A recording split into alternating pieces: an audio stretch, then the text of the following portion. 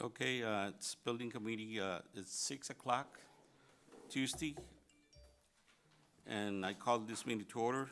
Architect presentations pertaining to RFQ number 0219 ASBP, Architectural Services Bond Projects. Okay. Good evening. It's a real pleasure for us to be back. My name is Raymond Janak. I'm with Janak Architects. We're hoping to paint you a picture in 5 minutes that shows that not only are we have the expertise for all of the projects at hand, we have specific expertise and experience for all of your projects. The other thing we want to emphasize to you, we don't work in Houston, we don't work in San Antonio, we work in South Texas and the Rio Grande Valley. We have an office in Harlingen and one in McAllen to serve you. Good. And so, We'd like to introduce our team. Yes, I'm members. sorry. My name is Nick Janak from Janak Architects. I'm Vinay Gatsa with HW Theater Planner and Consultant. I'm Roland Rubiano with Green Rubiano Associates, Professional Engineers. I am Testamar Barza with Green Rubiano and Associates, Structural Engineering. Edgardo Cavazos, Green Rubiano Associates. I'm Juan Mujica Jr. with Janak and Associates. Rogelio Hernandez with Janak and Associates. Ana Lucia, Janak and Associates. And Chavez, EdCom Engineering. Leo Munoz, Trinity MEP Engineering. we're having technical issues here. We were told our presentation was up, and looks like you took it down. Can you give us Is a it- little pause for a second? Yes.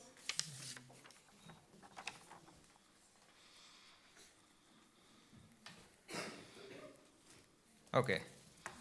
Apologies. Well, we had took us a while to get our introductions anyway. Okay, back on track. So I'm going to talk to you a little bit about, we've talked about some of this stuff in the previous interview. We'll reiterate a little bit. Our firm has completed over 500 projects, over 400 educational facility projects concentrated in the Rio Grande Valley and some in the Corpus Christi area. If you look at this list here, we have highlighted aquatic centers, performing arts centers, and multipurpose facilities. We have done the types of projects that your district wants to build. We've done them for 30 years. Along with our base team of architects and engineers you have here, we have some specialty consultants. Councilman Hunsaker is one of the #1 aquatics consultants in the nation. They've worked on a number of projects with us in the Rio Grande Valley, in La Jolla, and Harlingen, and other areas. WJHW is also a stellar theater consultant and has done projects with us throughout. We've worked with both of them for over a decade. Aquatics facilities, quickly. You may have seen the Harlingen Aquatic Center. Our team up here has all worked on this together. Turned out to be a great facility. Here's the floor plan of that facility. We're really happy with the way this project turned out, and so is the district. We've also done aquatics and natatorium facilities for La Jolla ISD. It's actually more like a water park with a natatorium as well. Again, with the team members you see up here, we completed this project. We've done a number of natatorium projects across the valley and the Corpus Christi area. We don't have time to go through them all, but the fact is that the people standing in this line here have completed these projects over the past decade. We've worked together, and we want to be the team that does it for your school district. We do aquatic facilities, but we also do performing arts centers. This is the the Veterans Memorial High School Performing Arts Center in Corpus Christi. It's a district auditorium for 950 seats. This turned out to be an incredibly successful auditorium as well. It's shared for all 5 high schools across the district. We've also done some smaller facilities, 450-seat auditorium at Toloso Midway ISD. This turned out to be a beautiful facility as well. Great, widely used. It's a very flexible facility. We'll also show you the Jim Cooper Auditorium we've done in Toloso Midway ISD. We're working on a performing arts center as part of a high school schematic design project for Edinburgh. This is a project that was proposed for Brownsville ISD, a dual performing arts center project with a 1,500-seat auditorium and an 800-seat auditorium. The key to this one, you can see here, is the flexibility and uses, the spaces that are used for academic spaces. These can be used by the public, these can be used by the district, they can be used for teaching, they can be used for workshops, a number of different items. We've also done tens of multi-purpose facilities across the region. We've done indoor athletic multi-purpose facilities in the Corpus Christi area, Presbyterian Pan American multi-purpose. This was a multi-purpose facility for La Jolla ISD, turned out to be a great addition to their campuses. Here's another multi-purpose facility in Toloso Midway. We've done multi-purpose arenas in Corpus Christi. This is the American Bank Center. This is another proposed multi-purpose arena in Brownsville that didn't come to fruition. I know this is a lot of information, but we just want to show you if you select Janak Architects to be your architect, we want to be your district architect. We want to do your projects. You happen to pick 3 projects that we can do in-house. We don't have to get people from Houston, San Antonio. And I'm going to let Rogelio speak a little bit. Well, I just wanted to say that, reiterate the same thing. Okay, thank you. Time's up. Okay. Yeah, so we have 10 minutes for questions, of course. I think my question, first and foremost, is I think one of the biggest things for a school district is within cost threshold. So historically, how have you made sure, either through relationship with the project manager or in other ways, that the cost savings have been a reality in some of your facilities? Well, actually, we take responsibility for the budget and staying in budget. And we work with professional cost estimators to oversee our estimates. What I tell my clients is I don't want you to fall in love with something you can't afford. So we're going to talk to you early on about, we're going to do estimates at the programming phase before we even design. We're going to do estimates at schematic design, design development, through all of the phases, so that we're on budget and we're on time, and we have a record of that. Call our references. I think we've told you that before, especially Harlingen. We've been working with Harlingen for over 30 years. I think another way to control costs in these facilities is the scaling and the programming of these facilities. You know, you might not need a 1,200 seat auditorium for this school district. We want to know how many performances you have a year, how many students you have in the drama class. Oh, no, we And- need 1,900 seats. Okay, well, you may need 1,900, that's not a appropriate. 14, no. But also, we need to know, for the types of performances you're putting on, can a choir or a chorale's voice be heard in the back of a 19? Exactly. But we know that, and we know how to scale that The appropriately. acoustics. Do you do one 1,500 and one smaller?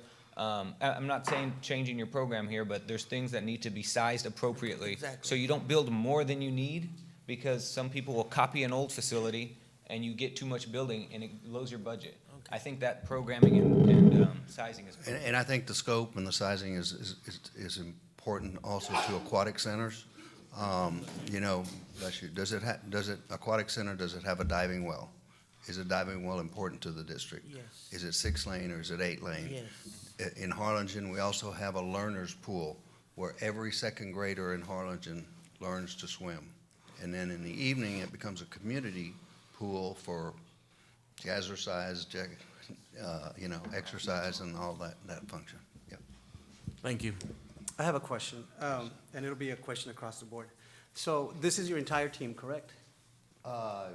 The principals of the entire team, yes, sir. Of your principals, who would be on site and conducting the schematics and the architectural?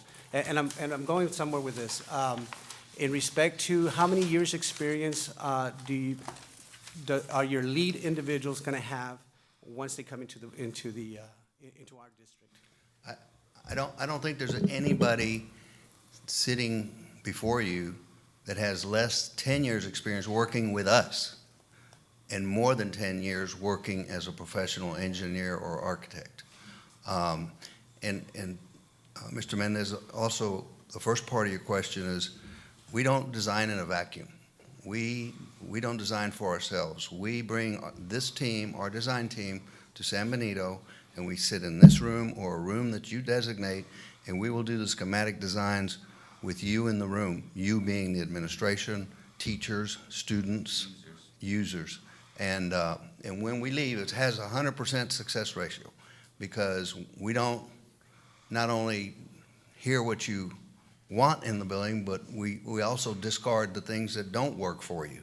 So when we leave at the end of 2 or 3 days, we've never left a schematic design charrette where we didn't have 100% consensus from board members, administrators, and users. Mr. Jack, if I may, tremendous. If you can approach the mic, just so we can get that on video. My name is Rolando Rubiano. I'm the principal of Green Rubiano and Associates. And this Saturday, I was checking brick ties on a building and calling Raymond at Saturday at 2 o'clock, letting him know that part of the building was ready to go and moving forward. The people you see here are the people I've been working with personally for the last, well, since 1999 when I arrived, and I met Raymond walking a job with my predecessor, Jim Green. We'll be in your design meetings. We're going to be at your job sites.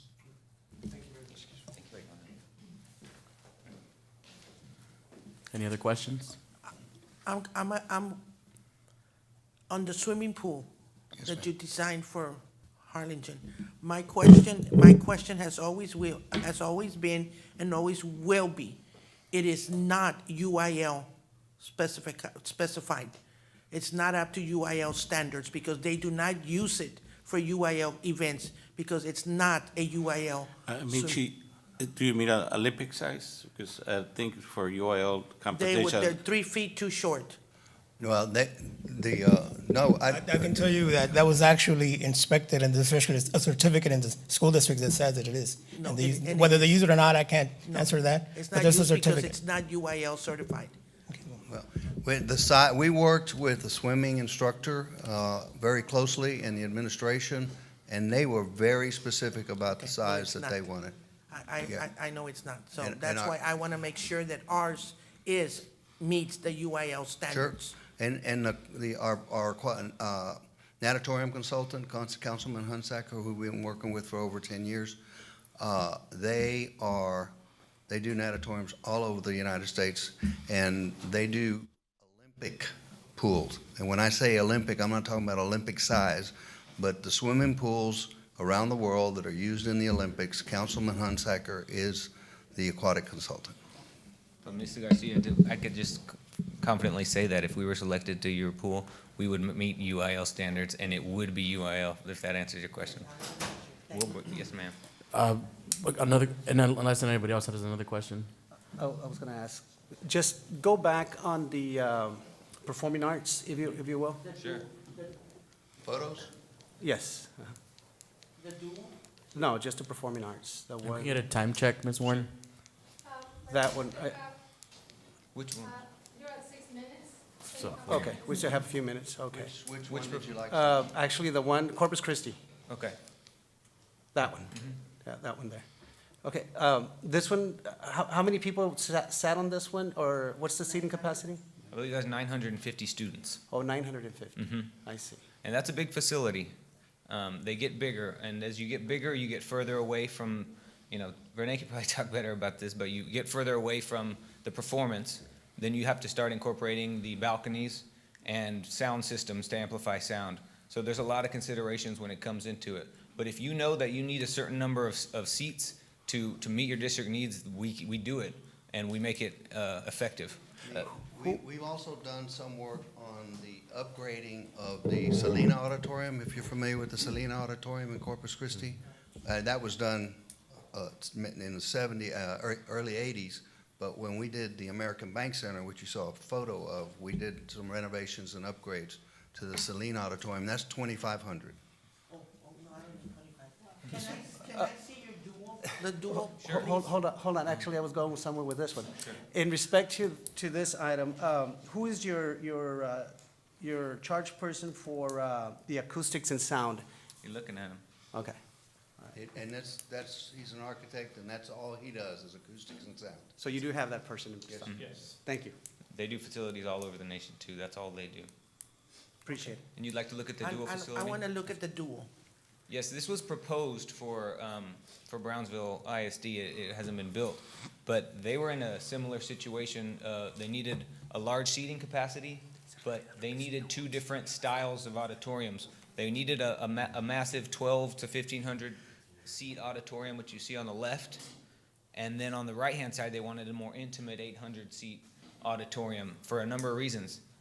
They have simultaneous programs that go on, so sometimes they might need to use facilities at the same time, but also the acoustics of having a large space You know, a guitar concert may not be appropriate for the 1,600 seat auditorium, but it might be appropriate for the smaller auditorium. And so that's how this project developed. Also, as I noted, in these spaces, they're designed so they can be secured to be used after hours for classrooms, teaching of drama, offices, management, things like that. So this was an interesting project, hasn't been built yet. And just for the record, we looked up, the Harlingen has used their facility for UIL sanctioned events, so I just want to make sure we're not purporting false information on behalf of you guys. I So, was surprised by that, but Yeah. thank you. Okay, what kind of cost are we looking at this? I'm sorry? Since it's a dual, what cost, or what's it costing, and what are we looking at, more or less, to give or take $1 million? Just one? At the time we finish with the calculation. I tell you, I can tell you this, that today's performing arts centers are between $350 to $400 a square foot. All right? That's the same. 250 per, and what? 350 and To $400. $400 a square Square. foot. The performing arts centers, unlike your typical educational facilities, have a lot of volume space. There's a lot of technical acoustic. That's in how much And there's is- also AV, because, you know, there's a lot of. But our job would be to take your budget, take your requirements, and merge them together the best we can. You know, if you have an X amount of dollars, you can't go out for another bond, you know, we understand that. We're gonna use the money you have, this is about your students. Your students need these facilities, and we Time. understand that. thank you very much. Thank you so We much, appreciate sir. it. Thank you so much. Thank you. Thank you.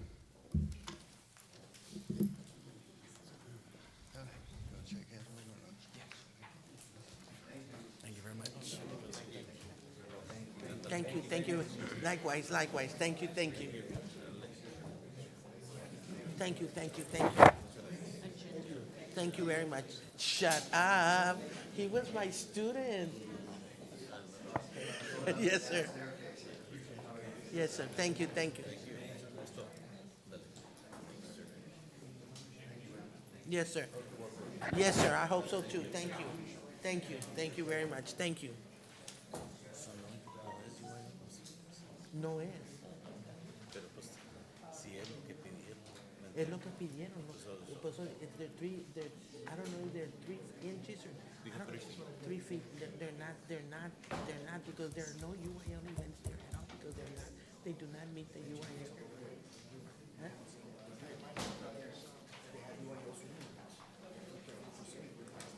No, sir, they don't. Mr. Man with the clicker.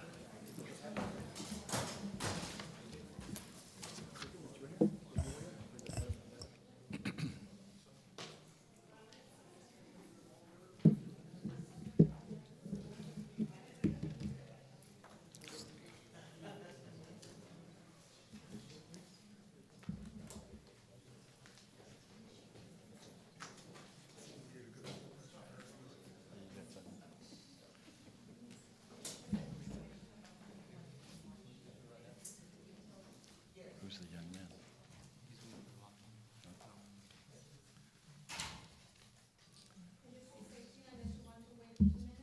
Nope. Oh, they're setting up.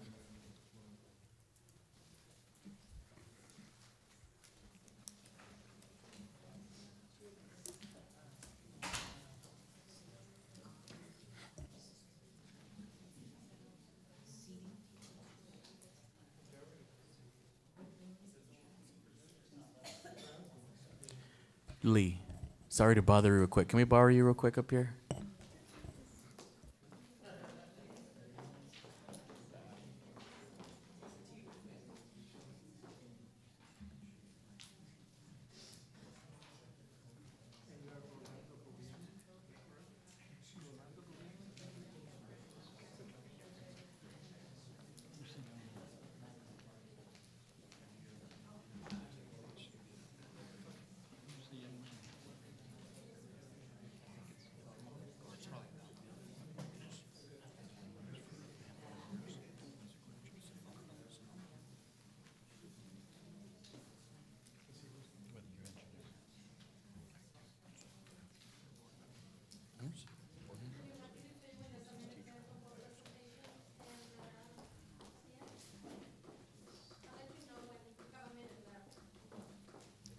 Where's Rolando? You got it?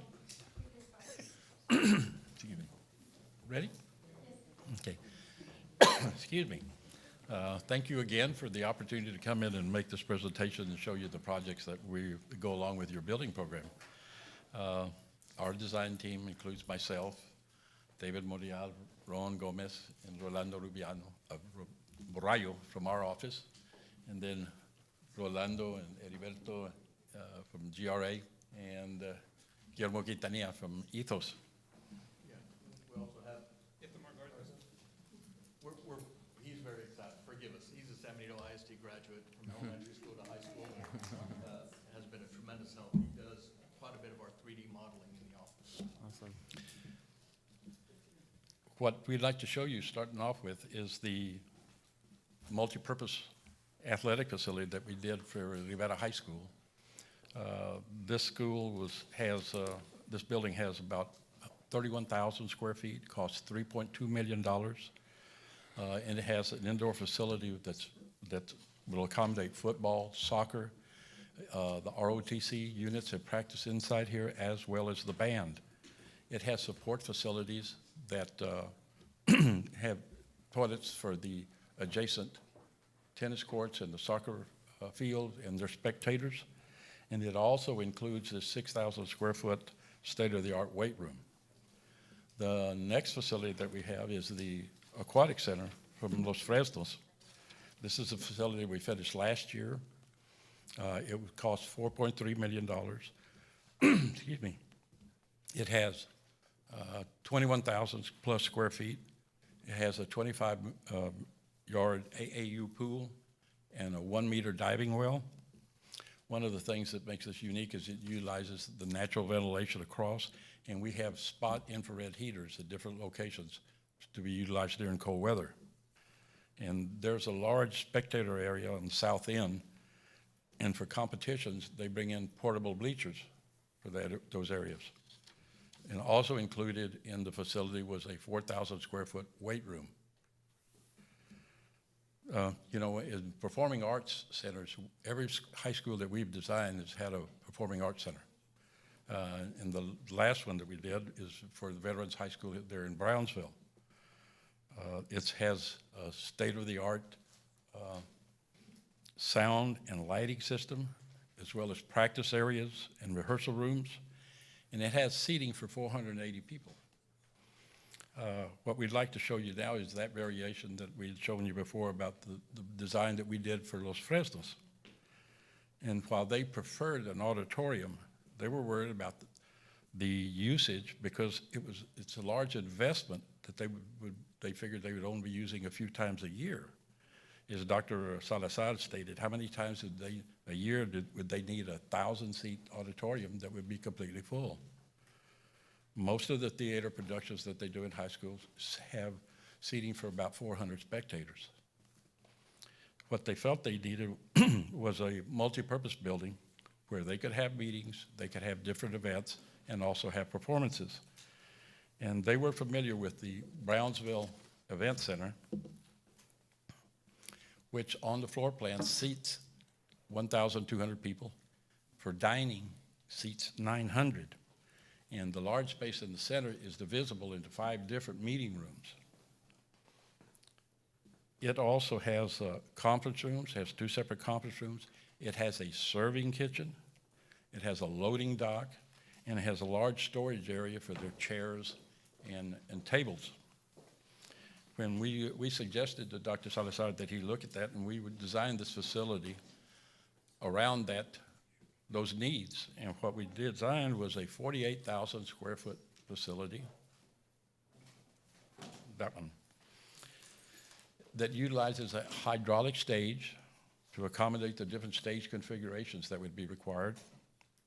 It has dressing rooms, it has practice rooms, it has rehearsal rooms, and it has a workshop so that they can build the different stage props. And the viewing angles here can be adjusted at the rear by utilizing seating risers. So this is the facility that we feel that is worthy of your consideration. Here again, I think we're about, well, we would like to invite you to come and visit any one of these facilities If you let us know, we can make arrangements to have you come and visit. Thank you. Thank you, Mr. Gomez. My first question is essentially just on cost. Asking everybody who comes forward, how can you ensure us, especially working with Mr. Palacios and the Bryant Group as the project managers, how you can assure us that there's going to be cost containment and in some cases cost savings with any of the projects that you've presented? Well, because two of the projects are recent, we have a good hold on what the cost is.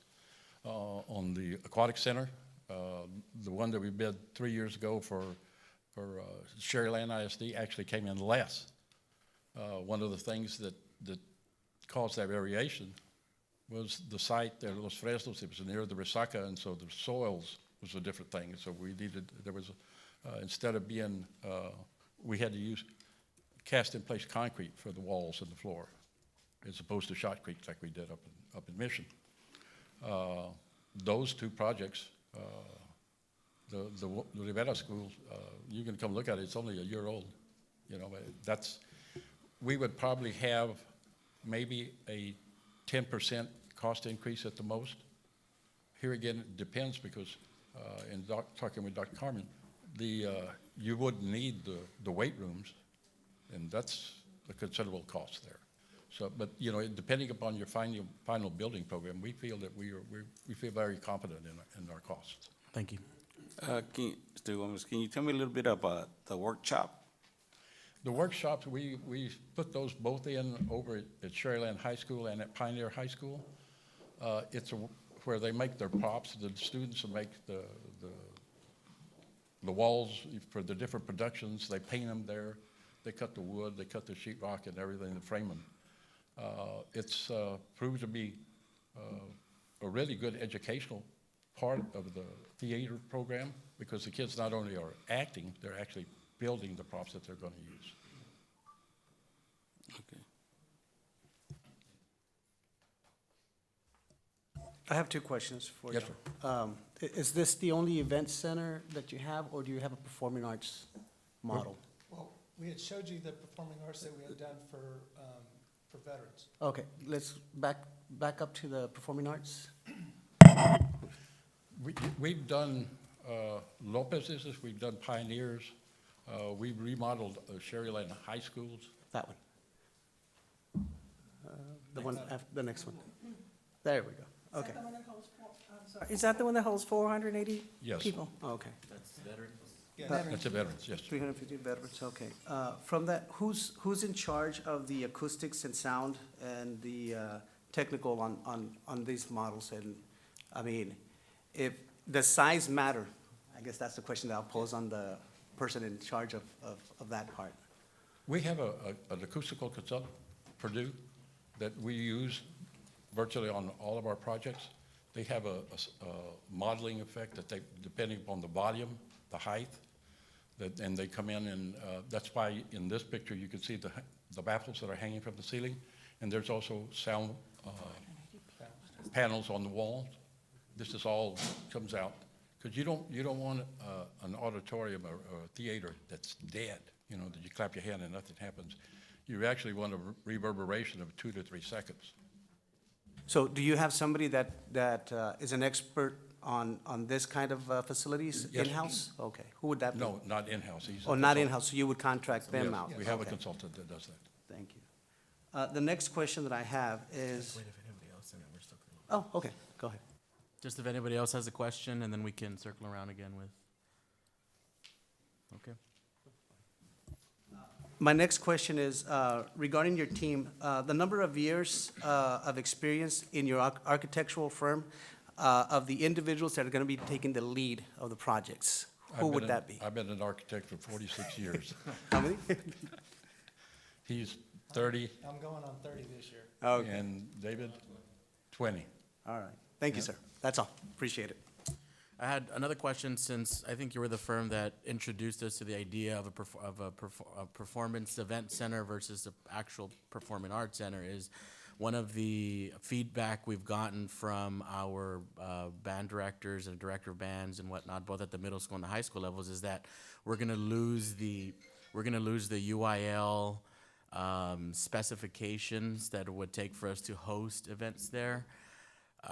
in your planning in the Brownsville Event Center, or if you can tell me just without it, can you assure us if we were to, award GMS, that how would we have those conversations to make sure that we're not losing those UIL specifications that will allow us to still host UIL events, given that we are a midpoint for a lot of the valley?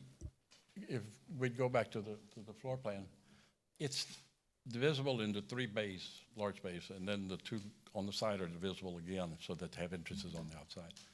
Depending upon the size that you need, that center portion with the acoustical walls when they're closed, we can accommodate just about any sound that you want. And depending upon how you want it, there's different things that, the ceilings in here were all coffered, and that's for the sound, because you don't want that to travel so far. So I guess in your expert opinion, we are still able to have a UIL specified Yes, I think we area. could accommodate that, for sure. The plan can be manipulated, let's say that like we're looking at right now. If you can use the microphone, just so we have you on video. Yep. You have Thank you.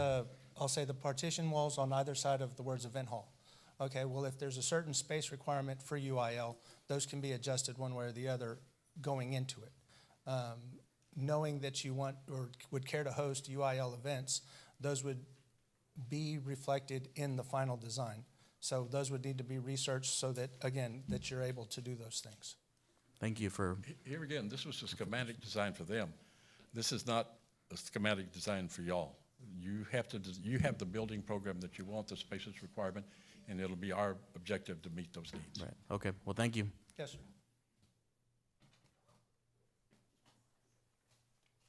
How many more? 3?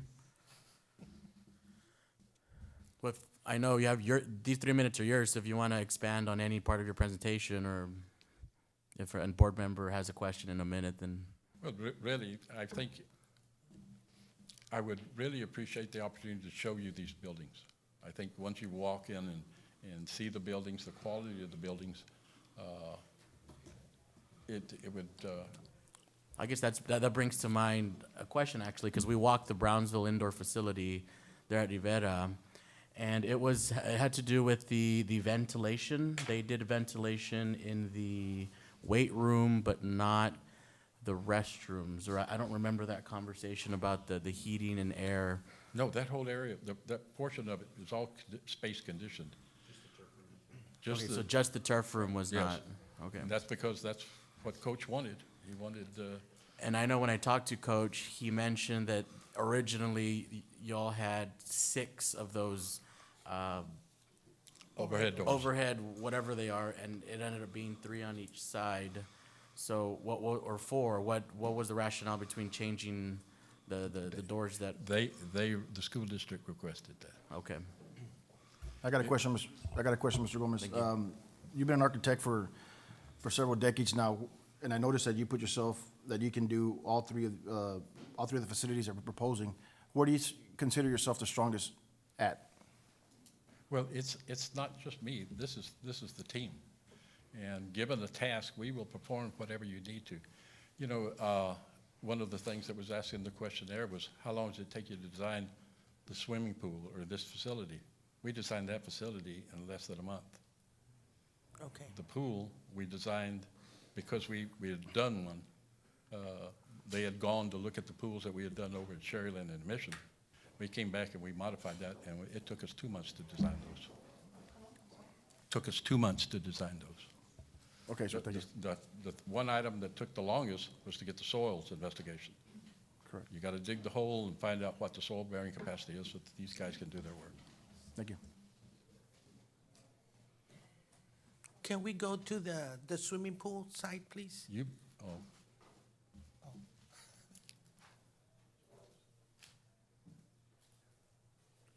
There. yes, ma'am.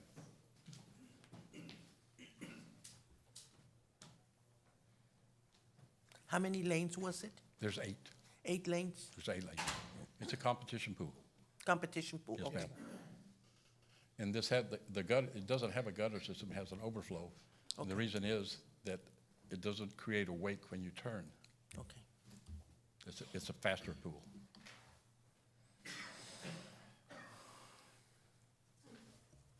Thank you very much. We Thank you. appreciate it. Thank you.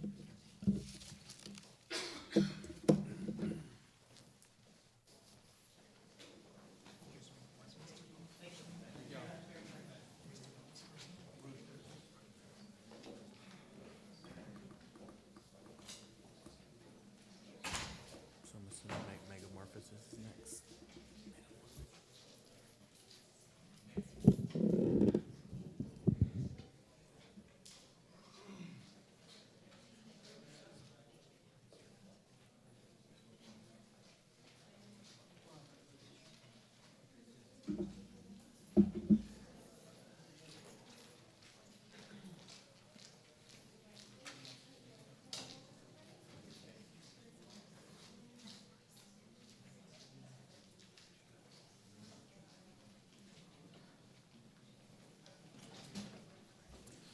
So next we have Megamorphosis design.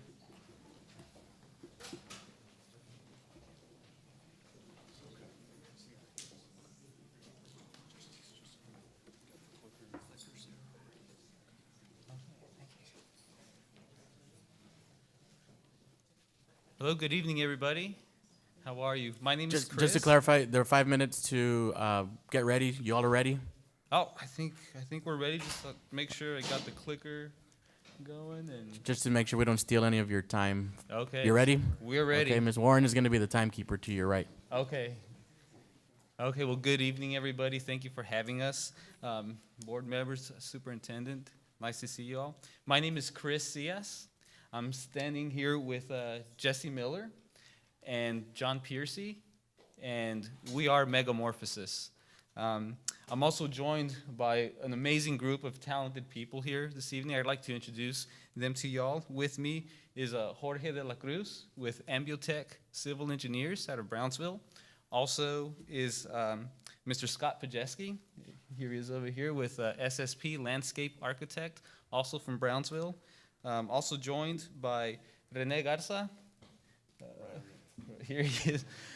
With WJHW, Theater and Special Systems Consultants, and Mr. Rolando Rubiano, Structural Engineer with Green Rubiano and Associates, and also Mr. Leo Munoz with Trinity Engineering, and Heriberto Cavazos also with GRA. Thank you for being here, guys.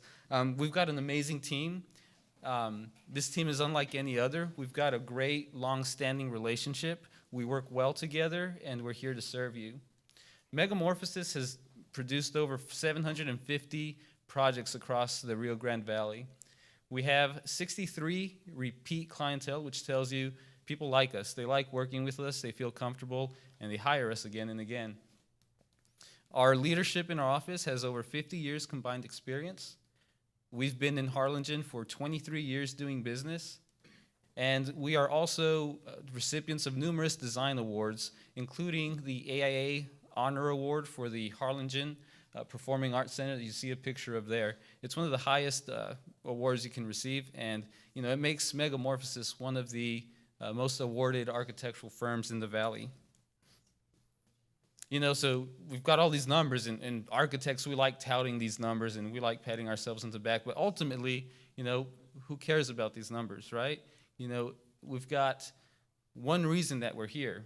Y'all have been entrusted with a $40 million bond, and we want to make sure that the one reason that this bond is for is implemented, and that is, I'd like for y'all to meet a couple of students from your school district. Meet Destiny and Ashley. These talented young ladies go to Riverside Middle School. And as we all know, studies show that extracurricular activities in theater, athletics, fine arts, they help with academic success. But I think the story goes a little deeper than that.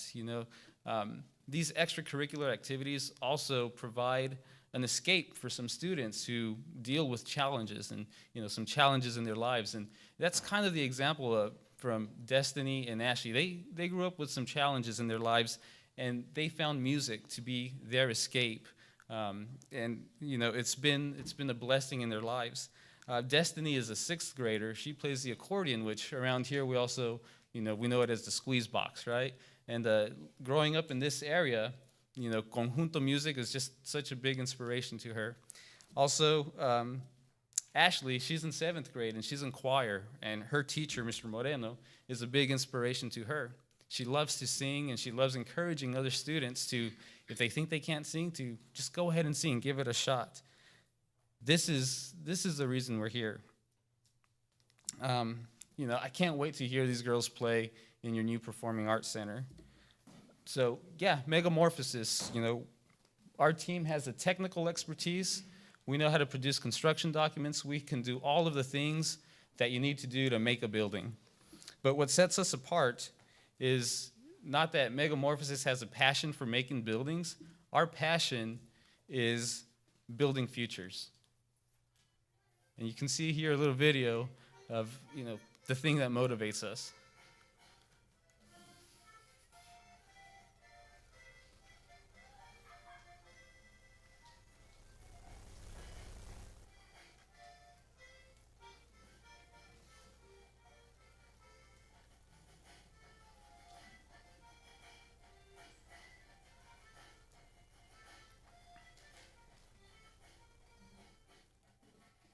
So just a reminder of what these projects are all about. So we thank you for your time, and we're here to answer any questions.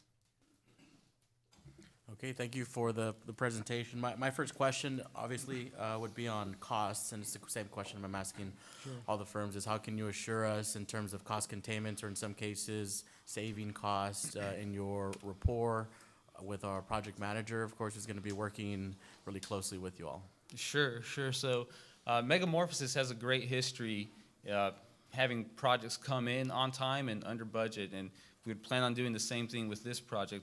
One of our keys to doing that is really having these conversations up front, setting expectations, you know, earning your trust in, you know, answering questions about what things cost. And so, yeah, we would work with you really early up front to set the expectation, have the hard conversations about cost. And one other thing that we're doing is we plan on bringing a cost consultant into the mix. We've been working with cost consultants in the past, and we have found it to be pretty valuable for keeping costs under control. So that would be our approach. Thank you. And if I could add just one little item to that, we are local. In other words, we're not bringing in an out-of-town architect to design this for you. We have that talent, we have that expertise. We know our local market better than, you know, anybody that's not from here. And so we can speak to the idiosyncrasies of South Texas construction and cost. Thank you. One question. Well, I think I've already got the answer, but I'll ask it again. Who is in charge of your acoustics and sound and technical? There you go. Yes. And actually, I was telling the president right now, like, am I seeing double or something? Because I see the same people over and over again, but thank you. Yeah, you know, they're a great partner to have, and you see them over and over because they're good. Okay, great. May I ask the second question? Does anybody have any other questions at this point? I'll continue with the second question. Okay, the second question is in regards to your team, the number of years of experience in your architectural firm, who's the most experienced and who would be taking the lead? Sure. So in our firm, John Piercy, he is the main principal of our firm. He has the most experience. Myself, I'm second in the firm with level of experience. I'm also one of the principals at Megamorphosis. And we've got Jesse Miller as well, who is also a licensed architect. All three of us would be, you know, teaming up on this project, but I would be the lead on this project. And how many years' experience would that be on each one of you? Sure. So I have 15 years of experience practicing. As a licensed architect, I've got 10 years' experience. You guys aren't going to call me old after this, right? No, of course I look so young. No, I've got 22 years of experience, and if I could just kind of flesh that out a little bit, back to your original question about seeing Renee here again.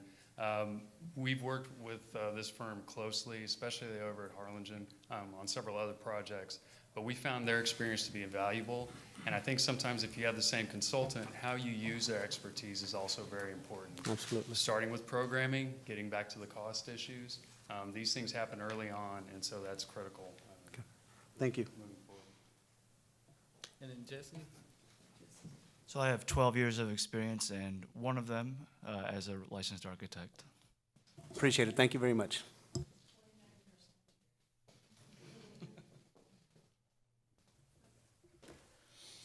Anyone else have questions? I guess for me, back to the project management relationship, are there projects in which you have had an issue with a project manager? Of course, we're gonna talk about all the positives, right? But we'd like to hear if there's ever been an instance where there was a disagreement, but yet knowing your expertise and knowing that both of y'all's best interest is in the school district, how did y'all resolve that issue? Yeah, sure. You know, no construction project is perfect, and there's always, you know, a little bit of tension that can occur, and so we're no strangers to that. You resolve issues by getting to the root of the problem. You know, one other important thing is really being accountable, and so if there is something that is on you, you take responsibility for being for making a mistake or for, you know, leading somebody in a direction that was incorrect. And so accountability is big for us. Getting to the root of the problem. And yeah, we've had some issues in the past, but nothing that was never, you know, a deal breaker or anything that we could get past. John, if you have anything to add Yeah, to I that. do, and Chris is being modest. He's actually working with OFPC and UTRGV right now, and these are very difficult, very large, complex projects. And the key to all of it, and several other project managers we've worked with, and the key to working successfully with them is relationships. We actually know Ms. Warren, and we know that we're going to see you folks, and we're going to be working with you on the next one. And so if somebody's not pulling their weight, you got to pick them up and carry them across the finish line.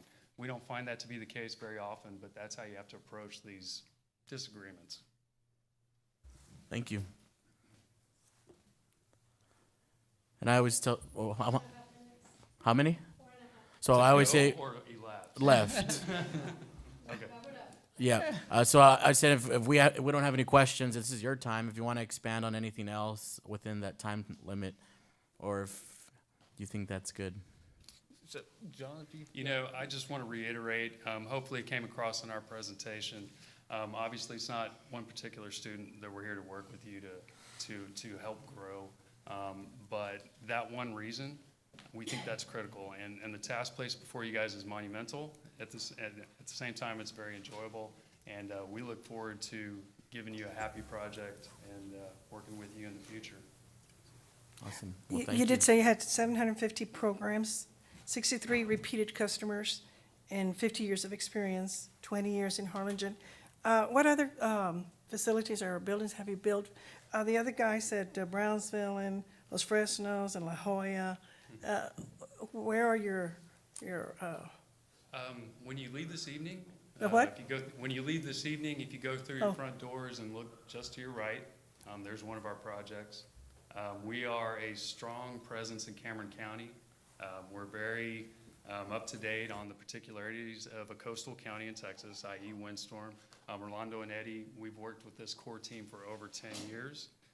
We have several other projects in San Benito, obviously Harlingen and La Feria. We've done a lot of work, and we hope you guys are relying on the materials we submitted previously. Our portfolio is pretty extensive, and you know, we'd love to kind of share with you any other local ones that we've done.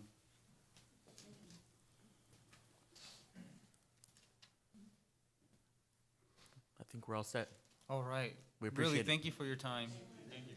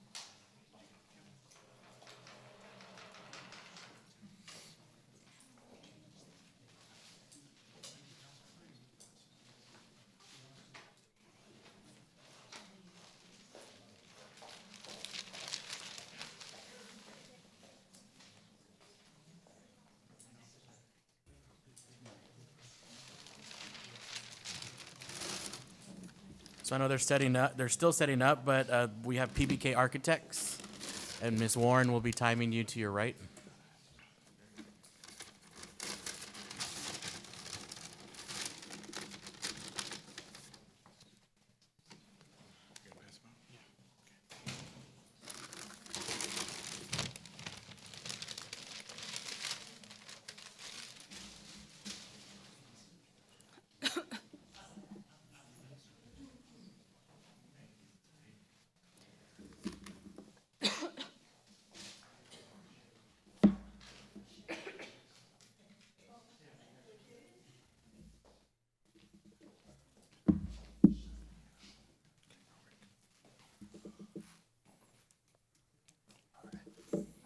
Okay, we can begin. Good evening. Thank you, Board of Trustees and Dr. Carmen, for giving us the opportunity to return and present for the 2018 bond projects. I'm David Iglesias. I'm the director of the McAllen office. My name's Erica Salinas. I'm the interior designer. Juan Lopez, principal and director of planning and design for PDK Sports. I'm Trey Schneider. I'm a partner with PDK and also the president of PDK Sports. And I'm Kimberly Corbedos. I'm a principal with Schuler Shook. So we'll be presenting this evening for the indoor practice facility, performing arts center, and the aquatic centers. So PBK was founded nearly 40 years ago. We have over 38 years of K through 12 experience. Our local office has been serving the Region 1 school districts for nearly 15 years. Our local team has been working together for nearly a decade. So that says a lot about our local team. With over 80 plus performing arts centers, 30 plus aquatic swim centers, and over 200 synthetic field turf projects, and over 75 indoor arenas. So PBK brings a dynamic hybrid of architects and engineers. And so we have specialty in-house consultants such as PBK Sports. So what sets us apart is it is actually architects and engineers. Mr. Schneider, can you use the microphone? Okay, I'm sorry. Well, what we learned is doing so many K-12 projects, high schools, how important athletics was. We were able to actually develop a group. It's all we do is design sports facilities. We don't just pull a group of architects or engineers when a project comes up. This is what we do 365 days out of the year. So we bring it to you an unmatched knowledge, unmatched experience that we come and we don't design something for you. We want to design something with you. So when it comes to the indoor facility, it is much more than a building with synthetic turf on the inside. You've got a lot of aspects that need to be considered. A lot of that has to do with safety as far as athletes go, but we want to design a facility with you that will house not only every sports team, but band, dance, cheer, students. There are a lot of activities that go in there. There are netting systems that can be put into there. And then lighting is very important, whether it's going to be conditioned space, unconditioned space. We understand every aspect that there is to that. There is nobody else in this region of the country that has built and designed as many of these as we have. That's what we want to bring to the table for you. PBK has had the opportunity to work on over 100 performing arts centers, and in our experience, we found that they are the jewel of the community. We take pride in these facilities because they're where once-in-a-lifetime memories are being made, and most importantly, it's spaces that are inspiring students to pursue careers in theater, music, and the arts. And that is why we insist on working with the very best of consultants, one of which is Schuler Shook. Schuler Shook has been working in the Valley on performing arts spaces for about 18 years, including our most recently opened project, which was the McAllen Performing Arts Center. Now, much of our work in the Valley is civic and college projects. We recognize that what San Benito is looking for is an educational space and a community space, and that has different needs. So while we're very proud of our work in the Valley, the building that you will have will be a bit different than some of the examples you may see here. We have a long relationship partnering with PBK. We have about 10 projects together just in the last 3 years that are school district projects. Some of the things that we need to consider are how the building is used educationally and what that means for the spaces, how they're flexible to different needs, whether they accommodate just performance or also classroom spaces, community events, and what we bring in from the community. With our vast experience in the past 23 years of designing aquatic facilities, every one is different. Every pool configuration is different. We meet and listen and program the facilities to meet our clients' needs. And so when we do get an opportunity to design a pool for our, say, for example, San Benito ISD, we want to make sure and listen to every possible program, every possible community event, everything that would serve the students and the coaches to have a great training and competitive facility for San Benito ISD. So PBK Architects, Erica and I will be managing the project day to day. So we're in the meetings, we're taking the notes, we're answering phone calls, responding to emails and text messages late at night, here for the board updates. We're sitting in the job trailer, walking the site. So we're handling the day to day. We're not just here to put on a show, hopefully be selected and hand the baton off. We're the ones dealing with it day to day. Thank you very much. I'll start off with the first question, and it's the one I'm asking all the firms, which is one of the most important, is cost containment and/or cost savings. How can you assure us in your relationship with project manager and in your relationship that there will be cost containment and cost savings, and what historically has been your track record with that? So throughout our offices, we have 7 offices in the state of Texas and over 400 employees, and we have a cost estimating tool, and we keep track of all the data from all the projects as we bid out. So every month, almost every week, we have different projects, different size projects, different scale projects, different scopes that are bidding out, and so we're able to track that cost per square foot, material, et cetera, what the economy is doing as far as, the tariffs, et cetera, so we're able to monitor that and control that. And so during the design process, we pay close attention to that, and we provide estimates throughout the process or design process, so we can be sure we track that and get to the ultimate goal where we need to be to stay within budget and be sure the projects are successful. Thank you. I'll ask a question. You probably, you answered it within the conversation, but I'll ask it just to be a little cleared on that. Who's in charge of your acoustics and sound and technical? So BAI is our acoustics consultant, and so they're out of Austin, and we've worked with them for numerous years, and they also handle the audiovisual component as well, and then Schuler Shook for the theatrical design and lighting. Go ahead.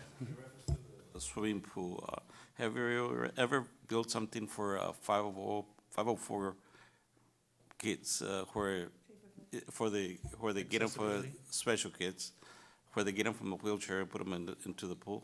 Yes, so we've designed and built multiple facilities where we have a chairlift to put them in the pool, or we've even implemented an actual ramp to access and so we've even had bigger landings than usual. People with a wheelchair, at least they can get to a certain level of depth of water to feel that experience without having to get off of the wheelchair. So we take that into account, and the depth of the water and the warmth of the water as well, the temperature. I have a question on the swimming pool also. What would be the biggest problem in building a swimming pool in a clay soiled? And if there is a problem, how could it be fixed? How would you fix it? They're going to look to me. I'm actually a civil engineer by trade, and so handle everything dirt related. So one is going to be geotechnical is obviously very, very important. So we want to understand soils. The clay soils we run across throughout the state of Texas. But so we recently designed 3 pools in a single school district. One was on a sandy soil, 2 on very clay soils, but one we even had to design with a structural foundation. So if the soils are such, it's worth the money to spend, because it is very difficult to fix something, especially a pool that is cracked. Very difficult to come back and make those repairs. So very important from the engineering basis that all that homework is done up front. That's one of those things that don't want to save money foolishly up front and then find that you wind up with a facility that you're not proud of. And so that is something that we will pay very, very close attention to. It's a good question. Thank you very much. I have a question. You have this last slide showing it's gorgeous, it's beautiful, so professional looking. Do you happen to have the blueprint on this one on you, on this last structure here, on the performance arts? On this structure?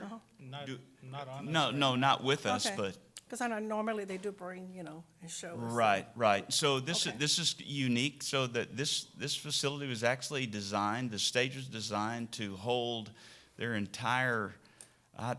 They have an orchestra or a band that they needed to be able to put almost 200 students on there. So it's very large compared to what we would typically, the stage area itself, right? But it's a very large venue. Yes.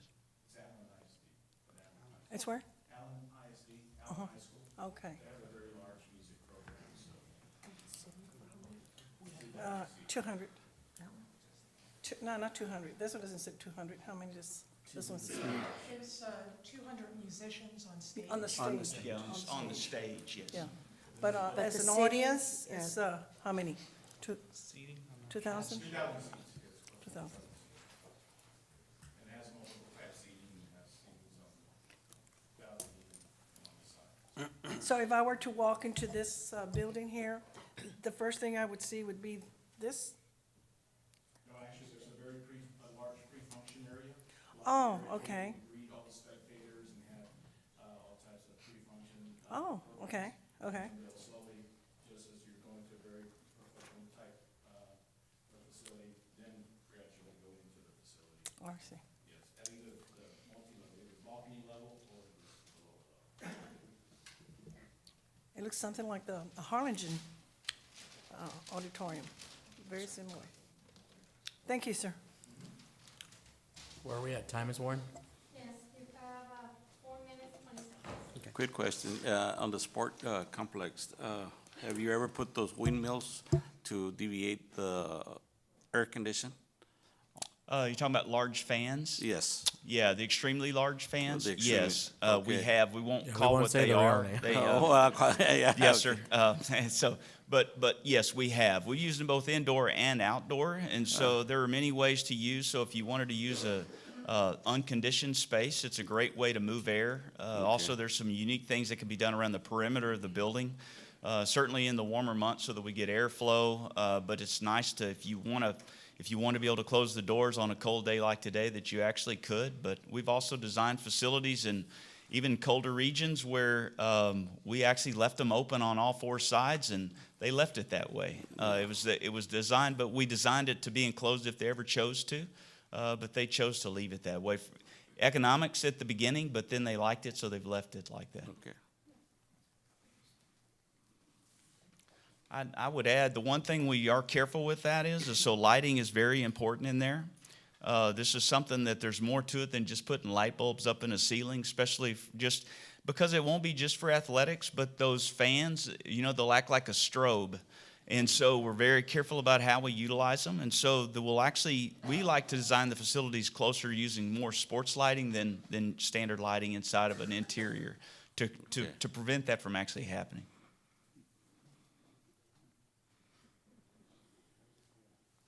One last question. Okay. Y'all mentioned that your firms are statewide, correct? Yes, Okay. sir. Who would be your lead for our district? And from that lead, how many years' experience do they have? And an amount of time in your firm? So Mr. Eric Smith, he couldn't join us this evening, but he's actually the principal in charge. I'll be handling the day-to-day, so I have nearly 15 years of experience, with multiple scopes of projects. What was the other part of the question? Oh, been with the firm for 3 years, but our entire, our local employees at our office, we've all been working together for nearly a decade, so that says a lot about our team. And as I mentioned, Erica and I are handling the day-to-day. We'll be here for the meetings and coordinating the project in general. So we'll be the primary contact. I will be the primary contact. Yes, sir. I think we're good on time. So what I tell, if they have time left, and if we don't have questions, you can use that time to Sure. expand on anything you'd like. So I'd just like to add, PBK is all about obsessive client service. So we're here to serve the district. What's good for the project, we want to do that. The answer is yes. Now, what's the question? If it benefits the district, let's do it. We're not about, that's not in our scope. If it's the best thing to do, we want to do it to be sure that the project is successful.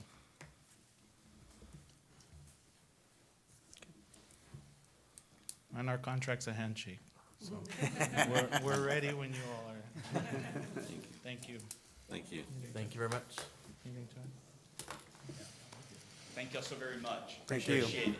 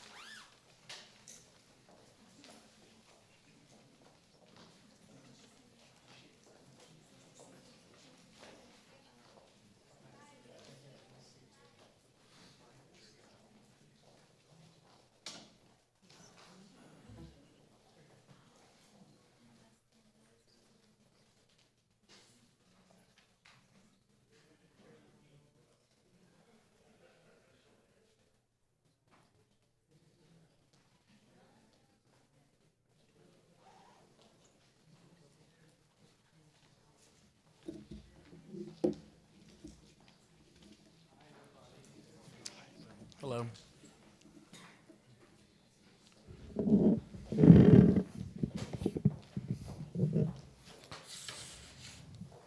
Testing.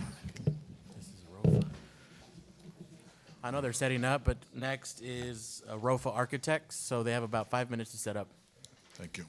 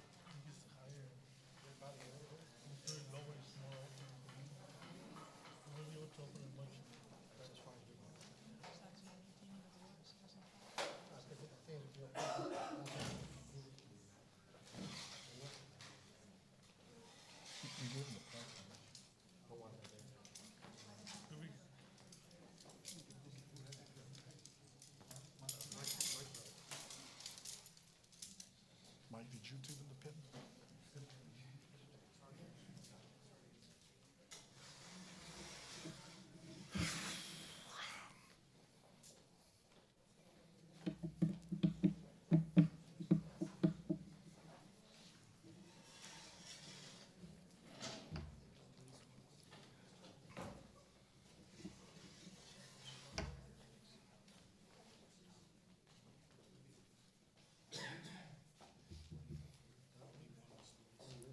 So again, we have ROFA Architects, whenever you guys are ready. And Ms. Warren, to your right, will be your timekeeper. Okay. Everybody ready? Everybody set? Okay. Good evening, Board President Vargas, Board of Trustees, Superintendent Carmen, and esteemed guests. I'm Manuel Hinojosa, Principal at ROFA. It's our team's distinct pleasure to be here with you this evening.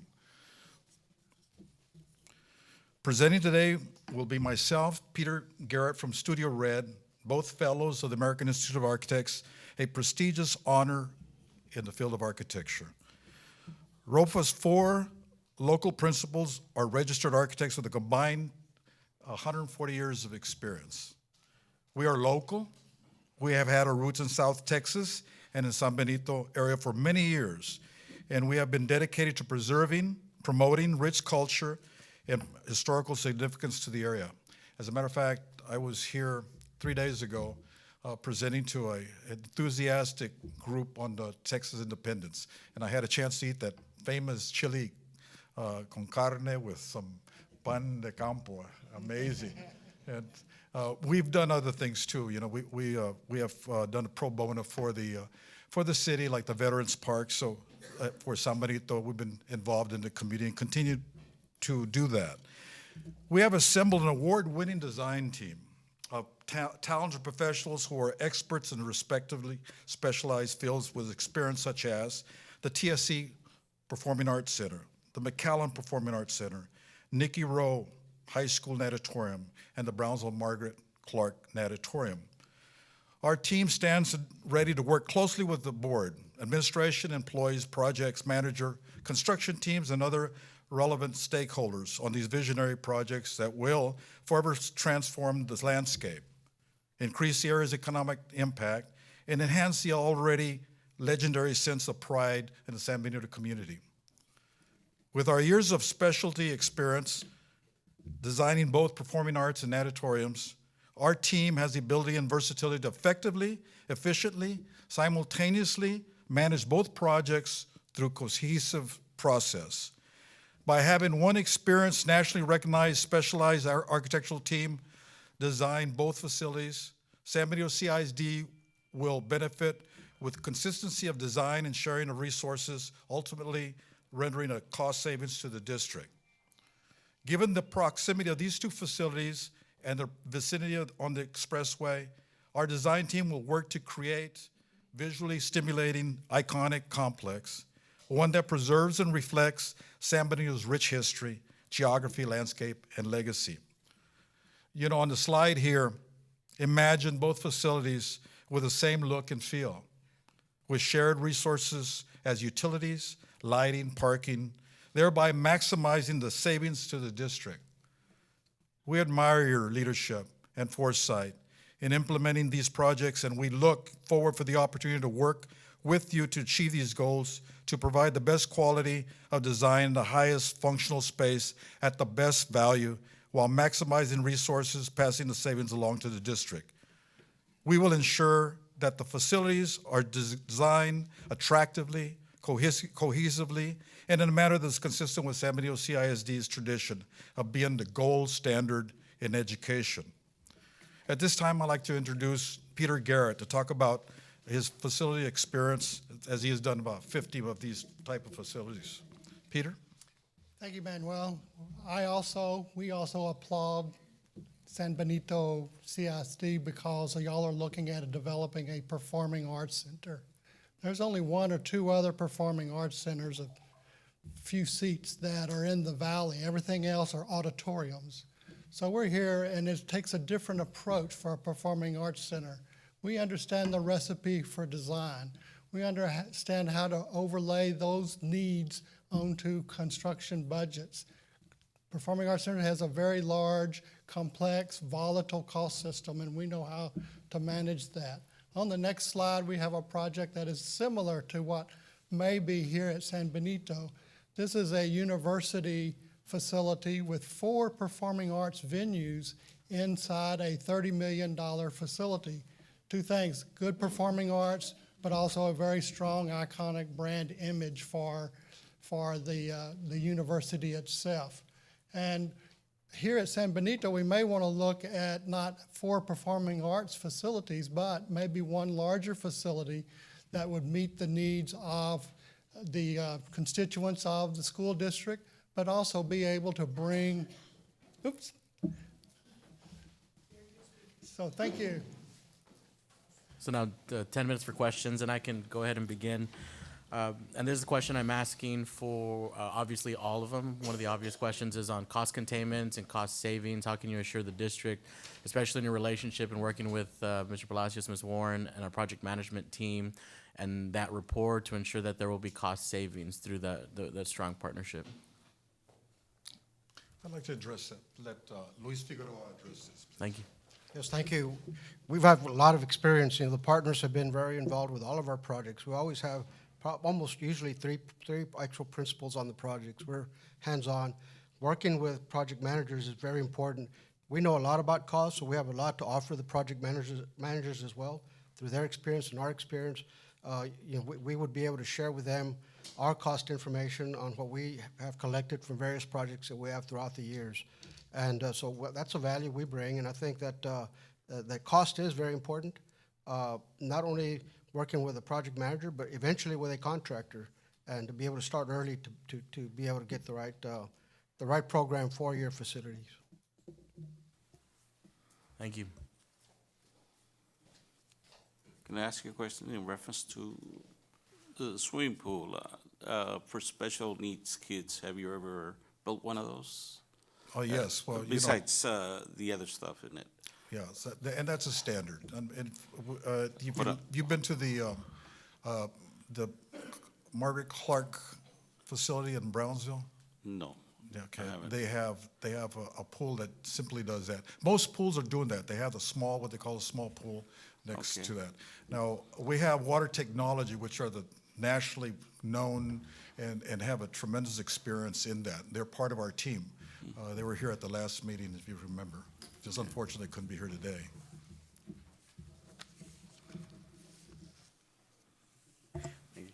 I've got two. Can I answer two questions? Just two questions. In regards to sound, who's in charge of your acoustics and sound and technical programming? Hi, good evening. Carlos Rivera. I'm with Jaffe Holden. Jaffe Holden is celebrating his 50-year anniversary as a company this year, and I myself has been with the company for 20 years. Thank you, sir. And the next question is experience, not from you, but as a team, the number of years in your architectural firm and experience and in your architectural firm, I guess the lead individuals that will be taking charge of the projects. I'll start with me. I guess I'm the senior. I've been with the firm since 1978.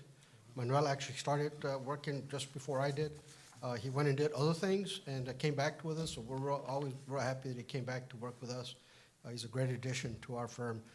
Mike Alex, our other partner, has been with the firm since 1992, and Humberto Rodriguez has been with us since 1998.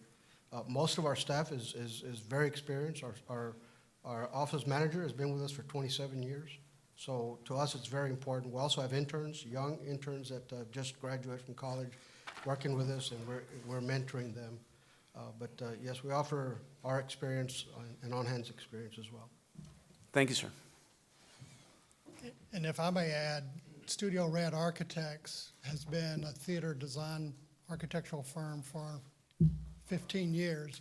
I have 40 years experience as an architect, 38 years all in performing arts, working with Jaffe Holden Acoustics for those 38 years and with Schuler Shook for the last 23 years. The staff that we have in my office, other partners, are all theater architects and have been with me and Schuler Shook and Jaffe Holden for the last 20 years also. Okay, I have a question on the pool. What would be the biggest problem in building a swimming pool in clay soil? And if there is a problem, how would you be able to fix it? Well, and that's a good question. You know, we were talking about that earlier. Hinojosa Engineering is here at the structurals for the pool, and they've been involved and experienced on these pools that we're talking about, having been the structural engineers on the Brownsville Aquatic Natatorium. And very, very difficult because I was involved in that project too. And we're going to have similar conditions to that. I don't know, Albert, do you want to touch base on that a little bit? Good evening, Albert Trevino from Hinojosa Engineering. We have dealt with clay soils before and swimming pool like the one in Brownsville.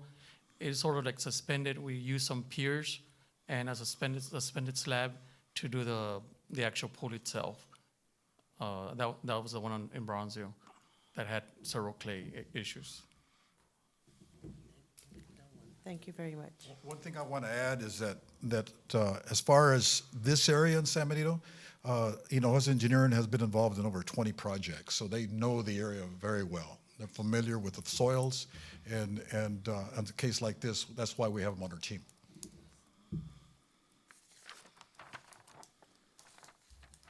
I guess because my initial question was about cost savings and containment, I guess tangential to that would be your approach. And I think if you can go back to that slide that talks about shared resources, I guess asking you to go a little bit more into depth and enlighten us as a board why you believe a side-by-side project would be a little bit wiser than, you know, in terms of just, because for me, I think I'm thinking aesthetics. If one is doing it both, the aesthetics would be obvious in that it'd be kind of similarities and whatnot, but can you enlighten us more into depth as far as what that would look like? Not too much into depth, but just kind of the surface level. I'm going to ask one of my partners, which one do you want to take this on? Good evening to you all again. I'm Mike Alex. I presented to you all a few days ago. You know, the synergies that will be created when you combine the two buildings onto one campus, there's some that are obvious and there's some that are less obvious. The biggest obvious things is that there's infrastructure, there's parking, you know, power, utilities, and all those things that come to the site come to one place. And so you're able to maximize your cost there if they're both in one place. So those are the kind of the obvious things. The other things are those shared spaces.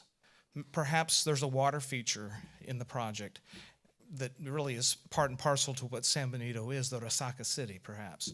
If you were to do something like that, then that could be shared, right? It could be shared. It's a one-time expense that's shared at both sites. From the aesthetic perspective, you know, when you combine two buildings together on one campus, it's going to be a much more iconic building that's going to be seen from the expressway. And it's going to be your showcase. It's going to be your billboard. It's going to say, this is San Benito. So that's kind of one of those several of the reasons why we think it's very, very important that both those buildings are sited in such an obvious place. Thousands of traffic, thousands of cars a day are going to go by that site, right? Tens of thousands in a week. So, of course, people are going to come into it, but many, many more are going to drive by it at 70 miles an hour and see it every day. So that's an important aspect of it. Thank you. I'm glad you got the speed limit right. What's the time check, Ms. Warren? So usually if there are no more questions, we allow you just to use the rest of the time to expand on anything else or end on it. Well, I'm certainly glad that you are interviewing a team that we've been together quite a bit, developing good architecture, but at the same time, very functional architecture. We know each other. This is not a shotgun marriage. And I hope you see the sensitivity and the passion we have for these type of projects. We do think that combining a marriage between the water facility and the performing arts will bring great benefits aesthetically, financially, and energy conscious use in the electric bills, basically. With that, I think this is the right team, and we're ready to start. Appreciate that. All right, thank you. Thank you all very much.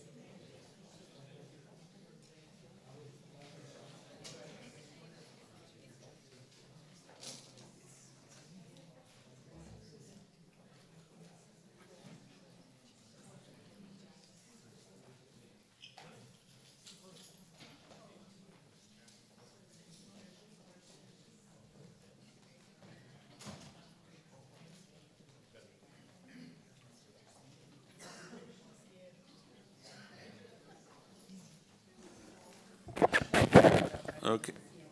Okay, item number 3, review and discuss of RFP-0319-MRN, maintenance-related needs.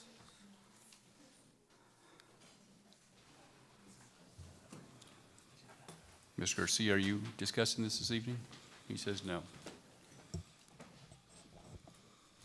So you have before you the RFPs that were open this afternoon.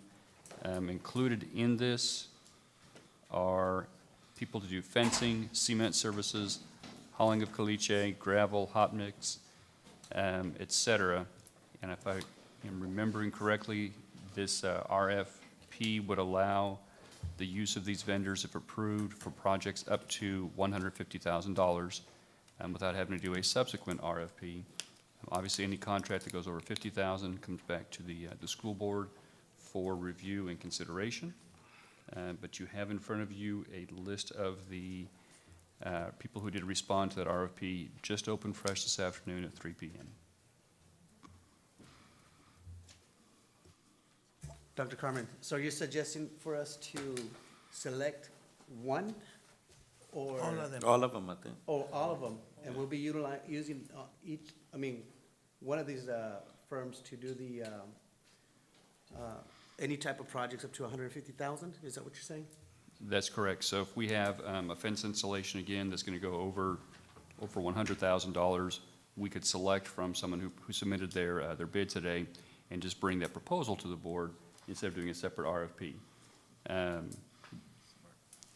Or if cumulatively it gets over $50,000, as long as it does not get up over $150,000, we would not have to do a separate RFP.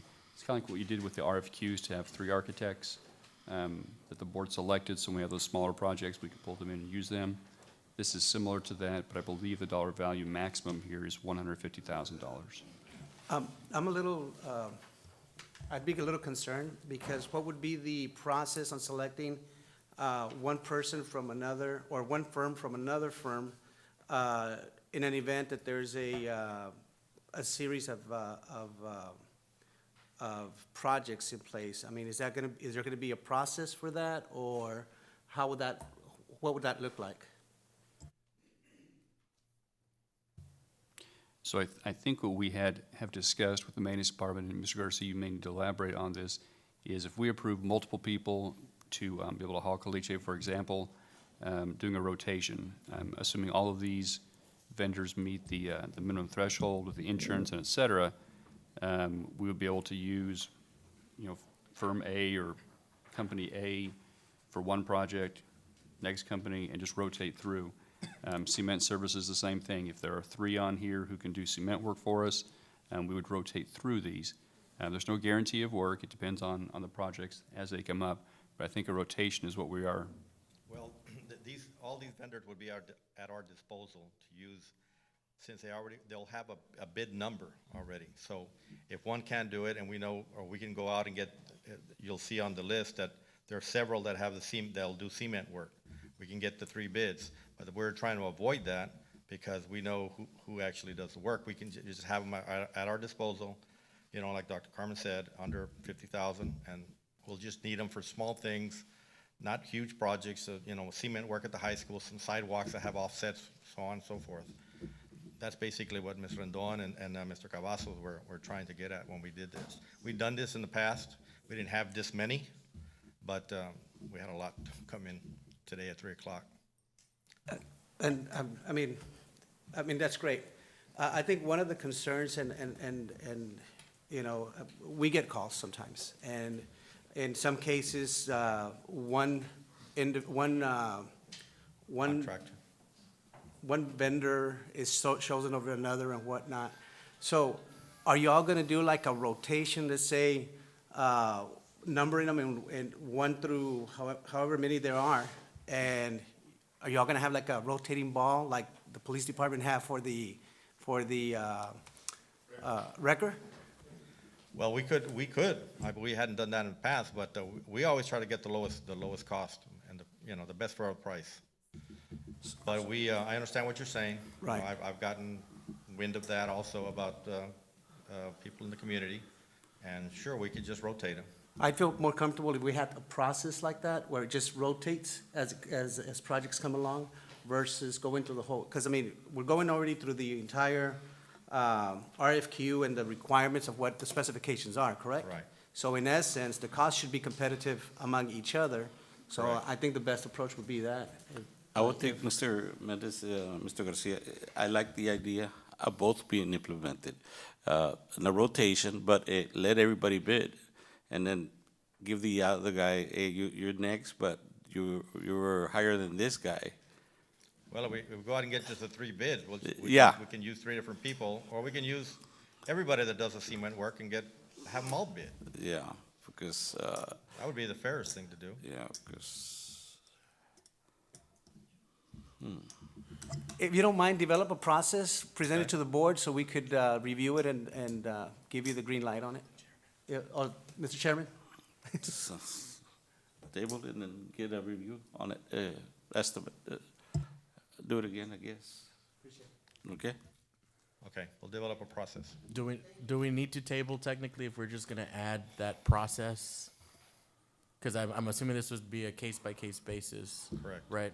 So I don't think there's any to table, given that we already have the list. I think on a case-by-case basis, if a project comes up, then we would go and do the 2 processes that Mr. Mendez was talking about. Right. Okay, So I think agenda- it'd still be agenda item. Agenda item then. Thank you. Thank you. Number 4, review and discussion of the proposal for Parsons Roof and Sunny Brazil Arena Roof. I think we have Mr. Strain here from Parsons Roofing there, yes.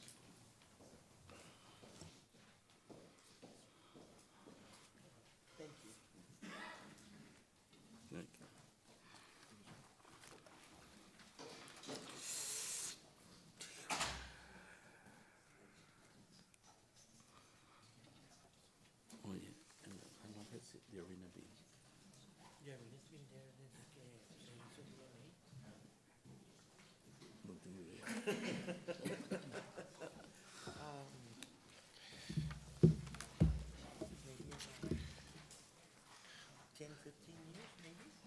Okay.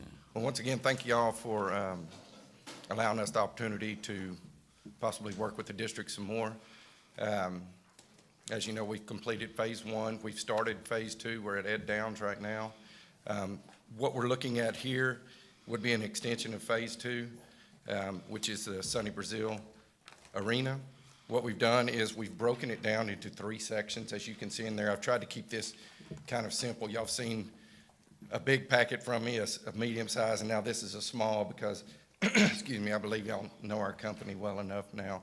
And so, but what we've done is Section 1 is the main arena. It's highlighted. There's a picture of it, of what that consists of, and that is basically the entire arena.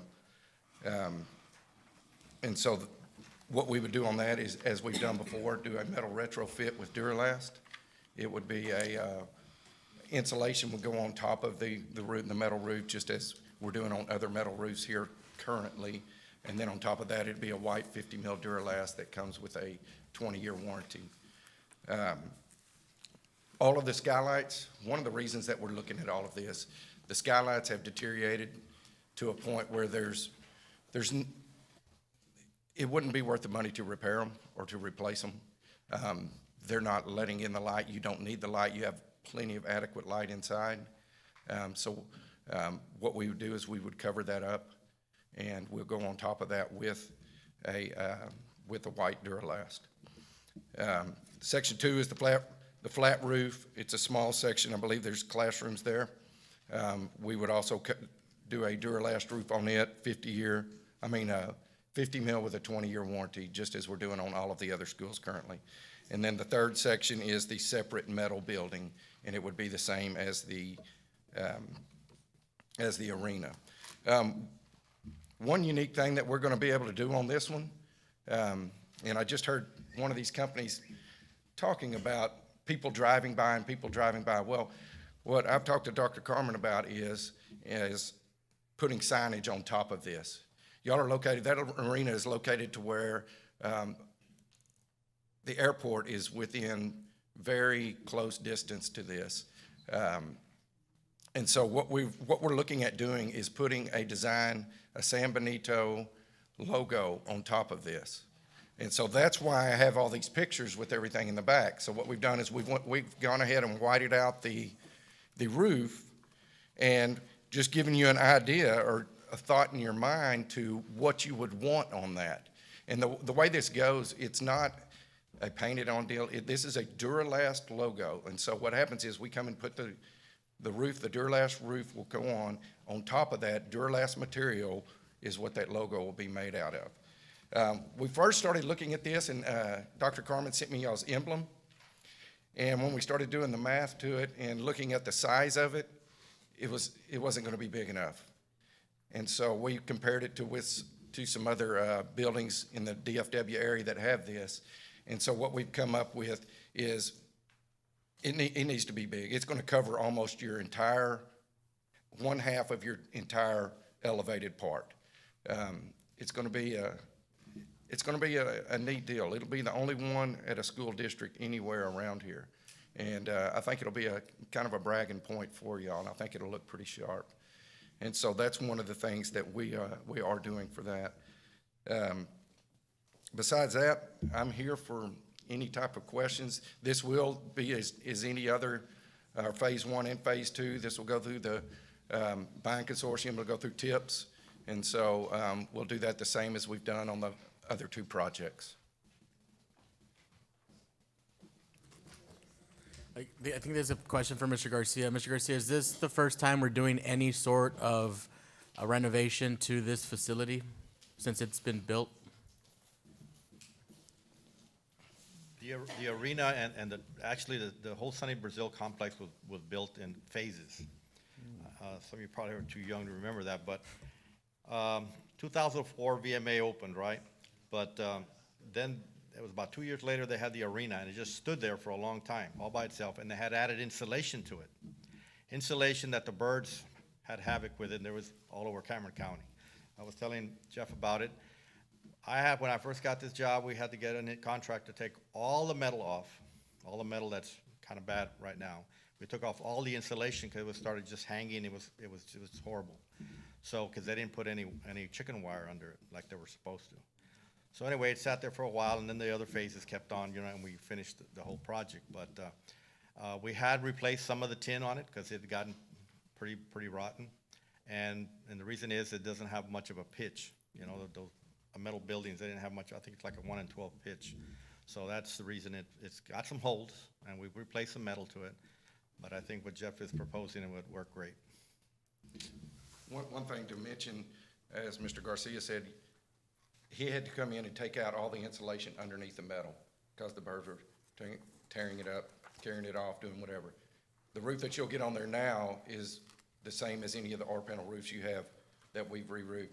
Your insulation now is going to go on top of your metal, and your Duralast is going to go on top, which means you're going to have insulation on there again, which can cool it down a little bit from the heat in the summer.